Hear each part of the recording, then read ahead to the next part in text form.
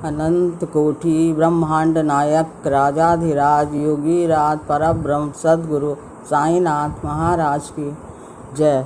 सद्गुरु साईनाथ महाराज की जय। मैं अपने समस्त साईं परिवार का हृदय से अभिनंदन करती हूँ तथा बाबा से प्रार्थना करती हूँ कि वो हमेशा हम सबकी रक्षा करें। आज मैं आप सबके साथ आज के परिप्रेक्ष्य में साईं के बारे में बात करूँगी। आज से लगभग 100-150 साल पहले जब बाबा साकार रूप में थे, उस समय वो जो लीलाएं किया करते थे, जो चमत्कार दिखाया करते थे, वो आज भी उसी अबाध गति से चल रहे हैं। और इसका प्रमाण हमें समय समय पर साईं भक्तों के अनुभवों से मिलता रहता है।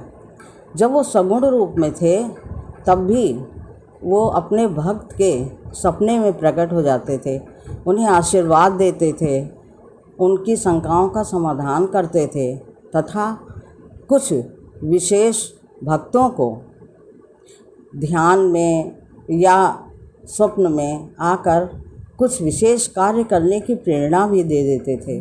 जैसे किसी को कुआं बनवाने के लिए, किसी को तालाब के किनारे घाट बनवाने के लिए, तो किसी को भजन गाने के लिए, या किसी को तो साईं चरित्र लिखने तक की प्रेरणा दे देते थे। और यह कार्य वो आज भी कर रहे हैं। अगर ऐसा न होता तो वो मुझ जैसी अति साधारण, बहुत कम ज्ञान वाली और बहुत छोटी सी भक्त को अपनी लीला गान करने जैसा इतना बड़ा और असंभव कार्य क्यों सौंपते। और उन्होंने ऐसा किया। और उस समय जब मेरे घर वाले इसके विरोध में थे तथा मैं स्वयं भी आगे नहीं बढ़ना चाहती थी, इसलिए कि मैं तो 2 आदमियों के सामने भी अपनी बात को नहीं स्पष्ट रख पाती हूँ। पर बाबा ने न केवल प्रेरणा दी बल्कि उन्होंने मेरी सहायता की, इस काम को पूरा करने में मेरी मदद की। और जब मैं साईं के सामने बैठकर आप लोगों से बातचीत करने लगती हूँ तो ऐसा लगता है मानो कृष्ण भगवान स्वयं अर्जुन को गीता का उपदेश दे रहे हों। और मेरी बातें ख़त्म ही नहीं होती हैं, बढ़ती जाती हैं, पर इसकी एक सीमा होती है, बहुत कुछ कहना रहता है। तो इसके अलावा भी वो बहुत सी लीलाएं दिखाते थे। जैसे कृष्ण जब लीला करते थे, जब रासलीला करते थे, उस समय बहुत सारी गोपियाँ उनके साथ रासलीला करती थी और प्रत्येक गोपी को ऐसा लगता था मानो वो उन्हीं के संग हैं। तो वो अपने में बहुत गर्व का अनुभव करती थी कि और तो सबके साथ ग्वाल बाले हैं, पर मेरे संग तो मेरे आराध्य देव श्री कृष्ण स्वयं जो है रास रचा रहे हैं। पर ऐसा नहीं था, ये तो कृष्ण की लीला थी, जो जितनी गोपियाँ उतने कृष्ण का सृजन कर देते थे। और हर गोपी को ये लगता था मानो कृष्ण तो मेरे हैं, कृष्ण तो उन्हीं के हैं। ऐसे ही साईं बाबा आज लीला दिखा रहे हैं, उनके करोड़ों भक्त हैं और वो हर भक्त यही महसूस करता है कि साईं तो मेरे हैं, वो तो हमेशा मेरे साथ रहते हैं, जो कुछ हम मांगते हैं उसे पूरा करने की कोशिश करते हैं और हमारे एहसासों में रहते हैं। तो ये आज उनकी लीला है। इस लीला के अतिरिक्त उनके पास एक अद्भुत शक्ति थी जो उस समय भी लोगों को चकित कर देती थी। और वो शक्ति थी कि किसी भी भक्त के संबंधी को दिवंगत होने के पश्चात भी उनसे मिला देना। महलसापति के बेटे की जब मौत हो गई तो वो बहुत व्याकुल थे और उनसे उनकी व्याकुलता न देखी गई और उन्होंने उनके बेटे से मिलवा दिया। इसी तरह से जब नाना साहब चांदोदकर पहली बार उनके घर आए, शिरडी आए, पहले उनको बिल्कुल नहीं मानते थे, मगर बाबा की प्रेरणा से वो शिरडी पहुँचे। और वहाँ पर जब उन्होंने अपनी माँ के साक्षात दर्शन किए तथा उनसे बात भी की तो उनको बहुत आश्चर्य हुआ। उन्होंने कहा, माँ आप यहाँ?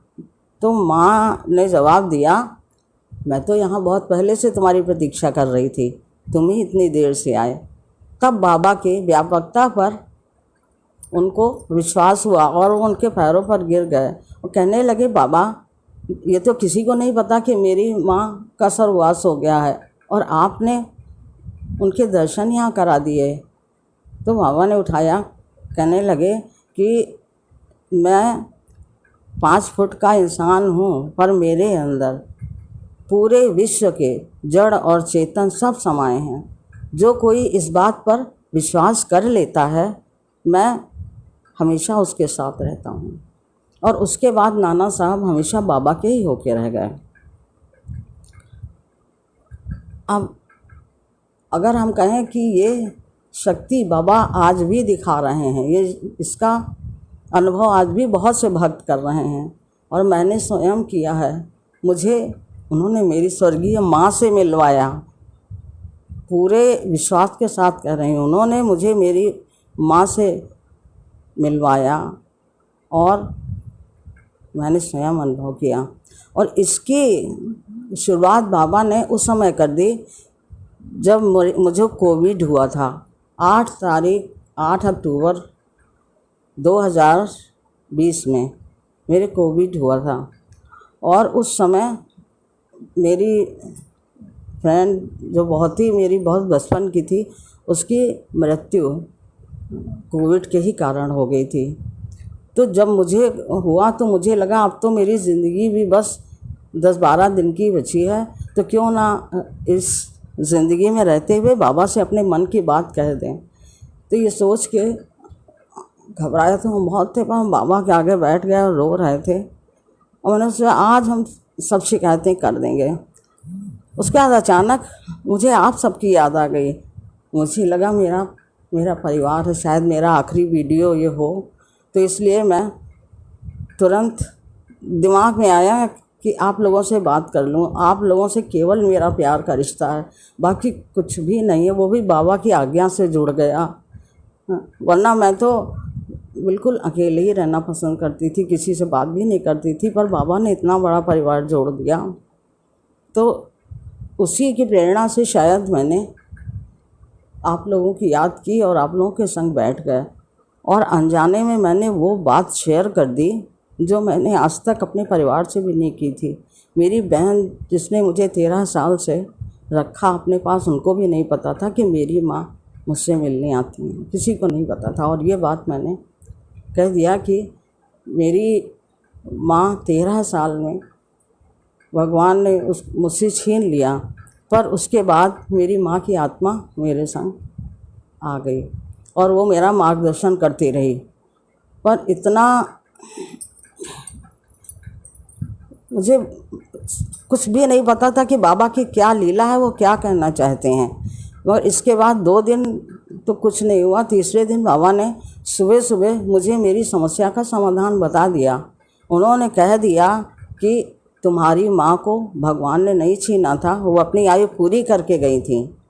जब जीव चलता है, पृथ्वी पर आता है, तो उसे सब पता रहता है कि वो किस काम से जा रहा है या कितने समय के लिए जा रहा है। किंतु जब वो शरीर से मिल के भौतिक युग में, भौतिक संसार में आ जाता है, तो वो सब कुछ भूल जाता है। और उसके बाद जब वो वापस जाता है तो उसके घर वाले कहते हैं कि इसे भगवान ने असमय छीन लिया। और रही तुम्हारी माँ की आत्मा की बात, तो वो तुम्हारी माँ की आत्मा नहीं थी। तुम्हारी माँ के जाने के बाद मैंने स्वयं तुम्हारा मार्गदर्शन किया, तुम्हारा संरक्षक बना और जो सपने तुमने देखना चाहा उनको पूरा करने का प्रयास किया। पर ये बात मेरी समझ में बिल्कुल नहीं आई, ना तो विश्वास हुआ। तो हम इतने सालों से तो अपनी माँ को देखते आ रहे थे, मगर अब बाबा कह रहे हैं कि वो मैं था। तब तक तो मेरे कोई वंशज भी नहीं जानते रहे होंगे कि बाबा कौन हैं, तो मैं कैसे जोड़ लेती उनको। खैर कोई बात नहीं, मैंने इस पर ध्यान नहीं दिया।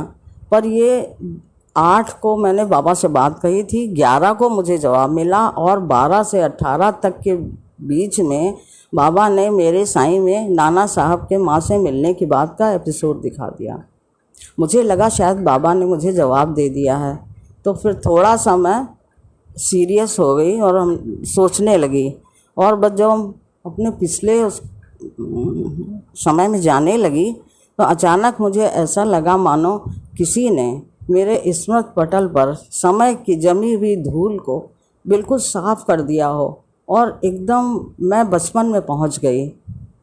एक एक घटना मुझे याद आ गई, कब कैसे कैसे मिले, मैं आत्मा से कैसे मिलने वाली थी या कैसे क्या हुआ, सब कुछ याद आ गया।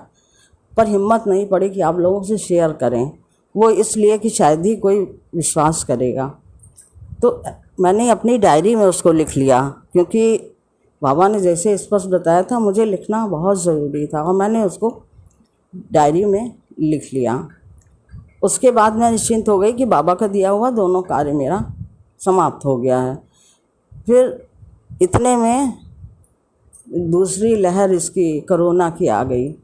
बहुत नरसंहार हुआ इसमें, बहुत लोग चले गए इस बीमारी में। मेरे आसपास वाले कोविड ग्रस्त हो गए, मेरे रिश्तेदार परिवार कितने लोग छोड़कर चले गए। मन इतना ज़्यादा विचलित हो गया कि मैं अपने दिमाग और मन में संतुलन नहीं रख पाई। हर समय बस एक ही बात रहती थी, बाबा ये क्या हो रहा है, बाबा इसको बंद करिए। और इतना कहते ही मैं रोने लगती थी, सारा दिन मैं रोती थी। मेरे घर वाले बहुत परेशान हो गए मेरे इस रूप को देख के। और फिर अचानक बाबा ने एक भविष्य वक्ता की तरह भविष्यवाणी कर दी कि 11 मई के बाद सब कुछ सही हो जाएगा, घबराओ नहीं। और मैंने उसको सार्वजनिक कर दिया उस एक्सपीरियंस को। उसके बाद मेरे बेटे का तुरंत फ़ोन आया और उसने कहा, मम्मी आज से आप कोई भी एक्सपीरियंस नहीं शेयर करेंगी। अगर आप हम सबको चाहती हैं, हम सबका ध्यान रखती हैं, तो प्लीज़ आप मत करिएगा। हम लोगों को ऐसा आपका रूप देखकर बिल्कुल नहीं अच्छा लगता है, हम चाहते हैं आप खुश रहिए। तो हमने कहा अच्छा नहीं करेंगे, बिल्कुल नहीं करेंगे। मन में था तो कर तो लिया ही है, जो कुछ करना था वो हमने सब कर लिया है, नहीं करेंगे। उसके बाद मैं धीरे धीरे ठीक होने लगी, समय भी ठीक होने लगा, बाबा की वाणी सत्य हुई। फिलहाल कम होने लगे लोग, मौतें कम होने लगी। धीरे धीरे सब कुछ रास्ते पर आ गया। और जब मैं भी ठीक हो गई, ताज्जुब की बात यह कि मैं 4 बजे उठ जाती थी, मैं 6, साढ़े 6, 7 बजे तक सोती रहती हूँ। जब मैं ठीक हो गई तो मेरे अंदर फिर से एक बेचैनी बढ़ने लगी। बार बार मुझे ऐसा लगे कि मैंने जो काम बाबा ने दिया करा तो, पर अपने हिसाब से किया, बाबा के हिसाब से नहीं कर पाई। मुझे उस हिसाब से करना चाहिए था। तो फिर मैंने सोचा कि अब मैं आप लोगों के संग वो अपना अनुभव शेयर करूंगी। हालांकि बहुत रहस्य रोमांच से भरा हुआ अनुभव है। आप लोग विश्वास करिएगा, क्योंकि बाबा अपनी लीलाएं हर युग में हर समय दिखाते रहे हैं। शायद मेरी बेचैनी का यही कारण है कि आप तक नहीं पहुंचा पा रही हूँ। आप विश्वास करेंगे तो आपको बाबा के दर्शन होंगे। बस मैं इतना ही कहूँगी। इसके बाद मैं एक एक्सपीरियंस का एक वीडियो अभी इसके बाद डाल दूँगी और बाद में दूसरे डालूँगी। ओम साई राम, जय साई राम।